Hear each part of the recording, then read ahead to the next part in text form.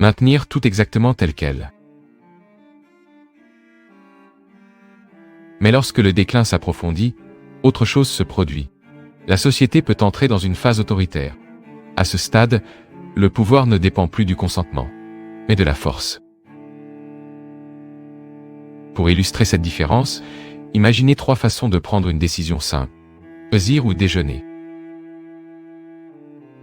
Dans la phase d'ascension, tout le monde discute, débat des options, et décide ensemble par consensus ou par vote.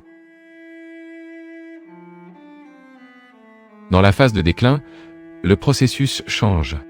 La décision semble encore volontaire. Mais quelqu'un manipule l'information pour influencer le résultat.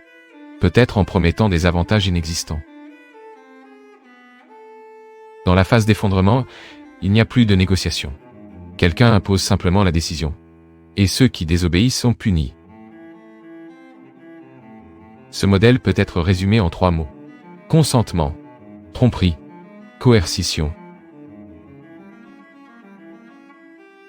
Un autre aspect important concerne les relations sociales.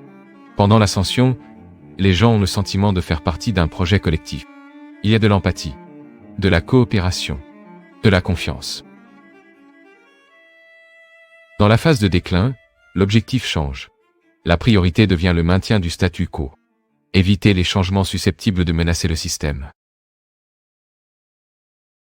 Dans l'effondrement, l'instinct dominant devient la survie.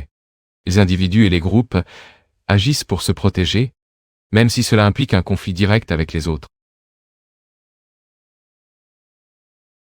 Un autre détail intéressant concerne le rythme de ces transformations. L'ascension est généralement rapide, le déclin est généralement lent. Mais l'effondrement peut survenir de manière soudaine. Beaucoup de personnes pensent qu'une société en déclin continuera d'exister indéfiniment. Mais l'histoire montre autre chose. Les effondrements se produisent souvent lorsque plusieurs crises surviennent en même temps. Guerre, crise économique, catastrophe environnementale, pandémie. Individuellement, ces crises peuvent être gérées. Mais lorsqu'elles se produisent simultanément,